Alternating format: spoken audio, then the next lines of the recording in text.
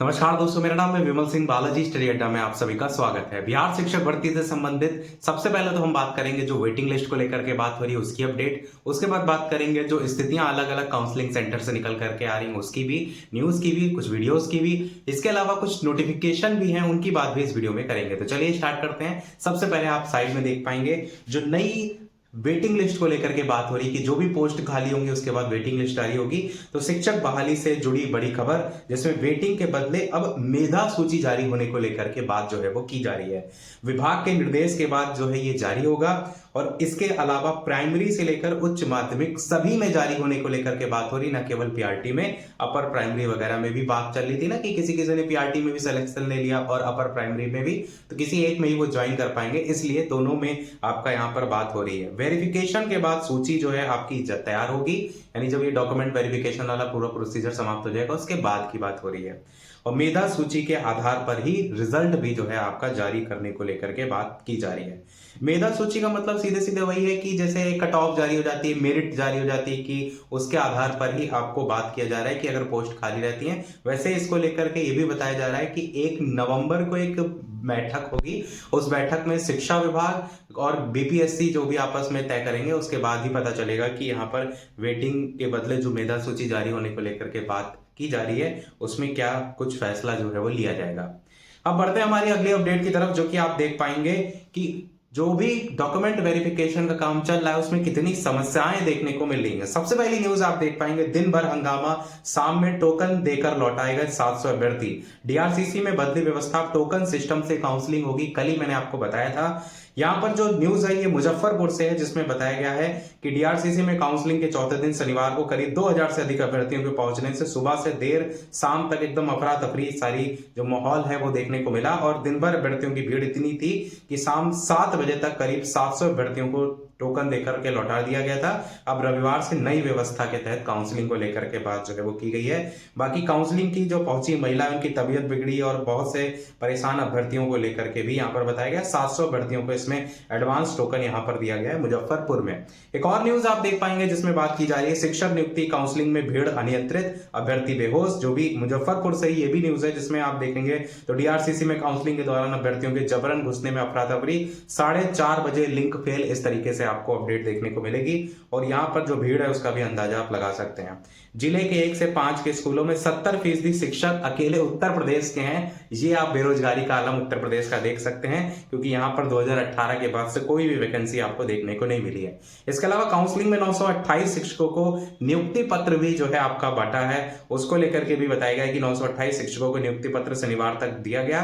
अब 1 से 5वीं तक सामान्य विषय में 593 शिक्षकों को नियुक्ति पत्र दिया गया, उर्दू विषय में 177 शिक्षकों को, और वहीं +2 में 158 शिक्षकों को नियुक्ति पत्र आपका दिया गया है। इसमें अलग अलग विषय के अकॉर्डिंग भी यहाँ पर बताया गया है। ये खबर भी आप देख पाएंगे जिसको लेकर के मैंने बात किया था दिन में, कि बीएड वाले कई शिक्षक अभ्यर्थियों का रिजल्ट भी जारी किया गया। काउंसलिंग पर उनकी नहीं हुई है, परंतु जारी किस कारण से हुआ है, बीपीएससी की यहाँ पर गलती है या फिर ये गलती उन अभ्यर्थियों की है जिन्होंने जब अपडेट करने की बात हो रही थी उनके द्वारा गलत अपडेट किया, इस कारण उनको लिया गया है। परंतु इसमें कुछ ऐसे भी अभ्यर्थी वहां पर हैं जो अपने पिताजी वगैरह के साथ गए हैं और वहां से उनको लौटाया जा रहा है, तो उन पर सोचिए क्या बीतती है अगर बीपीएससी की गलती है तो इन सब चीजों को ध्यान देना चाहिए। अब बात करते हैं उस वीडियो की जो मैंने स्टार्टिंग में आपसे कहा था कि एक वीडियो की क्लिप दिखाएंगे जहां पर आपको स्थिति जो है वो दिखाई देगी कि किस प्रकार की स्थिति आपको देखने को मिल रही है। ये अभ्यर्थियों के द्वारा ही भेजा गया है और ये आपको जो देखने को मिल रहा है इसको सबसे पहले आप देख लीजिए।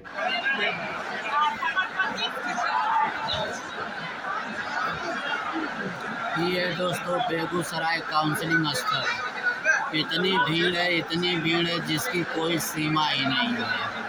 इतने अभ्यर्थी आए हैं कि देखने से ही आप समझ सकते हैं कि कितनी भीड़ है यहाँ पे। अभी तक इतना टाइम हो गया है, एक भी काम यहाँ पे बेगूसराय में डीआरसीसी पे शुरू नहीं हुआ है। एक भी व्यक्ति जो है ना तो किसी भी काउंटर पे, एक भी काउंटर पे कोई भी कर्मचारी बैठा नहीं है। सारे जो है अभ्यर्थी पूरे परेशान हैं इधर उधर। यहाँ सभी बहुत लोग अपने पेरेंट्स के साथ आए हुए हैं, सब लोग काफ़ी परेशान हैं। इतना टाइम होने के बावजूद भी एक भी कर्मचारी अभी तक काउंटर पर बैठा नहीं है, जबकि भीड़ इतनी है। कम से कम ये अभ्यर्थी 4.5 घंटे से ऊपर हो गया इन्हें लाइन में खड़े हुए। सोच लीजिए कि 4.5 घंटे की लाइन में जब कोई खड़ा होगा तो क्या हाल होगा। अभी तक एक भी यहाँ पे जो है किसी भी काउंटर पे कोई भी कर्मचारी जो है बैठा हुआ नहीं है। सब के सब बेवकूफ़ बनाने वाले हैं सारे इन अभ्यर्थियों को। ये बेगूसराय DRCC है। तो ये आपने जो है वो वीडियो देखा, जहां पर स्थिति आपने देख रहे हैं बेगूसराय जो आप है उसका वीडियो बताया जा रहा है। और सबसे ज्यादा जो स्थितियां खराब देखने को मिल रही हैं, यहीं से कई लोगों ने इसको लेकर के कमेंट किया कि यहाँ पर ज्यादा दिक्कतें जो है वो देखने को मिल रही हैं। और ये केवल एक ही जिले का नहीं है, ऐसे सभी जिलों में हो रहा है। मैंने स्टार्टिंग में बताया कि स्थितियां एकदम मतलब जो उन्होंने मैनेज किया वो बहुत बेकार आपका जो है वो किया है।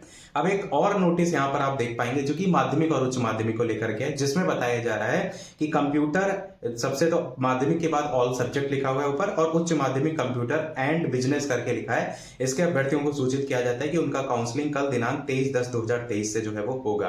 अब ये जो काउंसलिंग है ये सभी जिलों में एक सेम तारीख नहीं है, तो जहां पर भी आपका जिला है एक बार अपने जिले में जरूर पता कर लीजिएगा। ये नहीं मैंने 23 तारीख बताई तो आप पहुंच गए वहां पर। देखेंगे एक और नोटिस जहां पर औरंगाबाद जिला को लेकर के बात किया गया है। अब यहां पर देखेंगे तो स्थान अनुग्रह मध्य विद्यालय औरंगाबाद है, जिसमें आप देखेंगे 22, 23, 24, 24 करके पूरा आपको शेड्यूल देखने को मिलेगा। जहां पर 22 तारीख को माध्यमिक विद्यालय अध्यापक में 3 विषयों को लेकर बात की गई है, सामाजिक विज्ञान, गणित, संस्कृत, और काउंटर नंबर और साइड में सबसे ब्लॉक दिया गया है। उसके बाद आप 23 तारीख का देखेंगे तो विषय, फिर काउंटर नंबर, ब्लॉक, इसमें भी सेम चीज आपको देखने को मिलेगी। इसके बाद 24 तारीख देखेंगे तो वहां विज्ञान विषय, इसी प्रकार काउंटर नंबर और ब्लॉक, और सबसे लास्ट में उच्च माध्यमिक विद्यालय अध्यापक देखेंगे जहां पर 24 तारीख पड़ी हुई है। और यहाँ पर आपका कंप्यूटर साइंस और स्मार्ट लर्निंग सेंटर का काउंटर नंबर इस प्रकार से उसका है। और सबसे नीचे लिखा हुआ है इसमें माध्यमिक या उच्च माध्यमिक के जो भी सभी छूटे हुए अभ्यर्थी होंगे उनको 25/10/2023 को उपस्थित होना होगा। कई बार ऐसा होता है ना कि जैसे 22 को आपको छूट गया तो आप सोचते हैं 23 को चले जाएं, तो इसलिए इन्होंने अलग से लिख दिया है कि उसके लिए हमने एक डे अलग से रिजर्व रखा है 25 तारीख। तो अगर किसी का छूट जाता है माध्यमिक या उच्च माध्यमिक, ये किसकी बात हो रही है? औरंगाबाद की हो रही है। तो हमारे पास जो नोटिस जिन्होंने शेयर किया वही हम आपको दिखा रहे हैं। अगर आपके पास कोई नोटिस हो जहां पर भी आप कर रहे हैं तो आप इंस्टाग्राम या टेलीग्राम पर भेज दीजिए, ताकि जिन अन्य अभ्यर्थियों का उन्हीं पर आगे की डेट में लगा हुआ है तो उनको भी थोड़ा सा हेल्प हो जाए।